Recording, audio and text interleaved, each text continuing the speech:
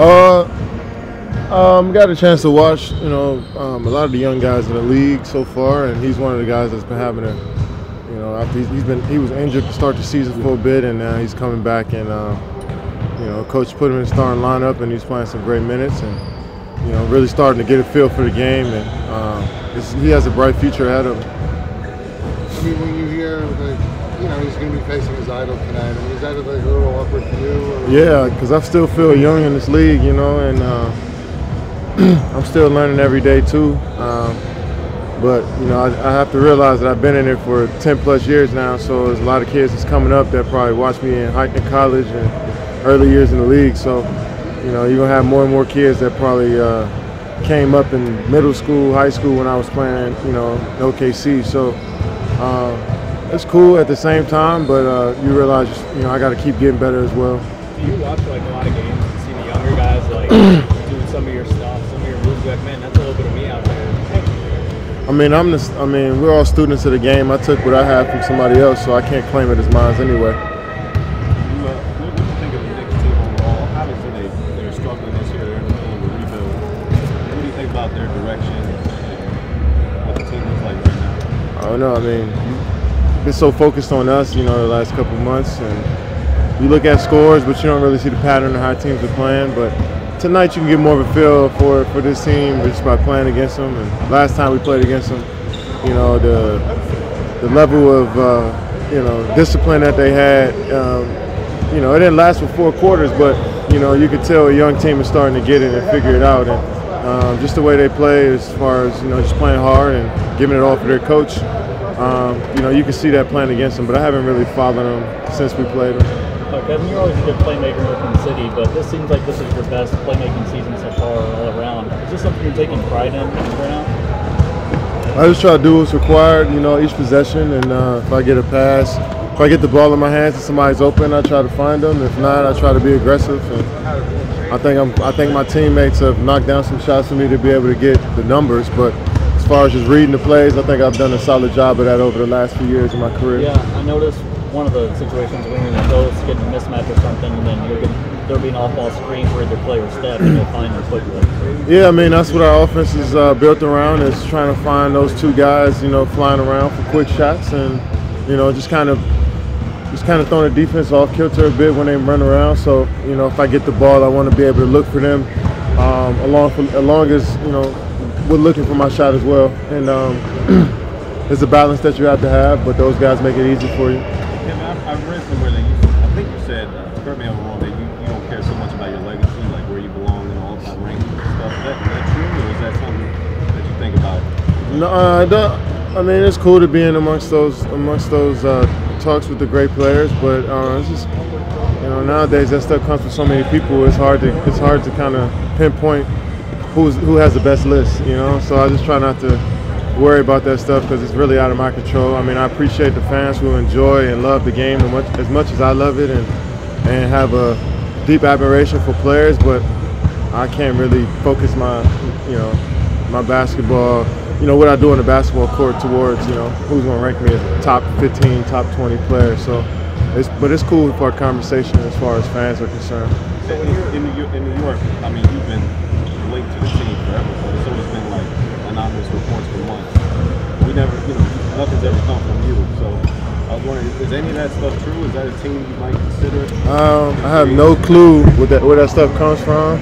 I just focus on playing ball every single day, and I can't control what people say about me or what they say about my future or what I should do, but I just try to come to work every single day, and life will figure itself out for me. You have some, New York connections with Alonzo Trier. Had said that when he was. I got connections everywhere in the United States. But with Alonzo, you saw him when he played in high school in Oklahoma City. He said they've seen a game or two of his and stayed in contact with him. Yeah. What do you? Have you followed his rookie year? Yeah, he's a great friend. Before he even went to Arizona, he's somebody that I got to know over the years, and it's great to see him, for one, get a contract where he can feel stable and he can take care of his family. Because coming into the year as on a 2-way contract, it's kind of up in the air what your future would be like. And So it's good to see him get some commitment from the Knicks. It shows that he's worth the spot on the team and in the league as well, because he's making a mark for himself. So I'm more so happy about that.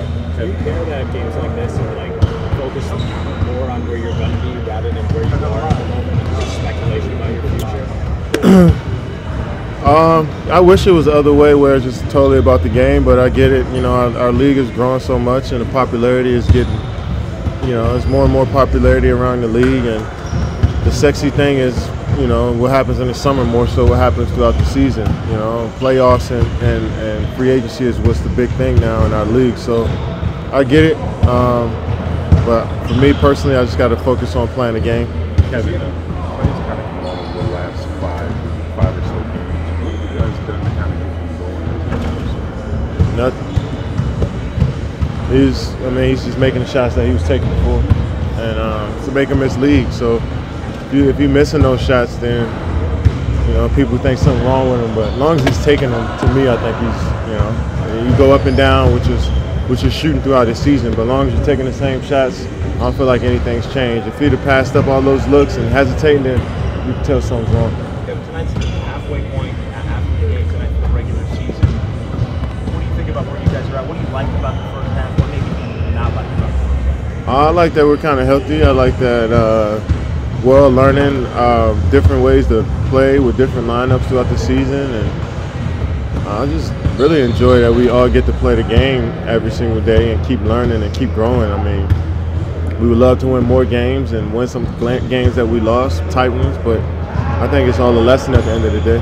At this point, 10 years in, like you said, 10 years in the league, are the same things still important to you when you started, or is it's just different. Yeah, things change. I mean, it's just you just focus more. For me, I mean, I love getting up in the mornings and shooting shots, you know, and every shot to me is pretty cool to, you know, just to see it go in, or for me to miss, because, you know, I've been shot so many times, and it's cool to figure some stuff out with my game more so than anything else. So I'm just learning who I am as a player each and every day, and that's the fun part. And I'm struggling sometimes, and I have great games, and, you know, trying to tie it all together to be the best player I can be. So you find pleasure in even struggling? Yeah, I mean, once you're on the court, you know, everything's not going to be perfect, and, you know, if I don't feel like I'm shooting it well going left, I try to see how I can make that better. And excuse me, my three-pointer's not working, see how I can get in the gym and make it better. I think that's the fun part about it for me now. Kevin, at the halfway point, even with the same core group of guys, even with success season after season, how often do you have to check in with each other to keep the chemistry up and to keep working on things for that success? Man, it's just an everyday process. It's like, you know, when we come through across the scouting report on what we want to do on a certain action, we have to communicate and see how we're going to make this work on the floor for each other. What's the best possible way for us to be successful? And I think, you know, once you're trying to figure that stuff out, you know, you just build that chemistry more and more. That said, like, as you continue to work with the same guys, maybe somebody like Steph, do you build a telepathy? Do you have that kind of sense? Yeah, it's one of those things where you just give guys a look and they know exactly where you want the ball, or, you know, and know exactly what reads you want to, you know, make off a cut, or, you know, just being around each other for so long just makes us more comfortable with each other on the court. You're the first one to call Kristaps the unicorn when you were visiting in New York. Are you hopeful that, you know, this injury is not going to deter him maybe the same way of the season? I mean, do you root for a guy like him because he's such a different type of player?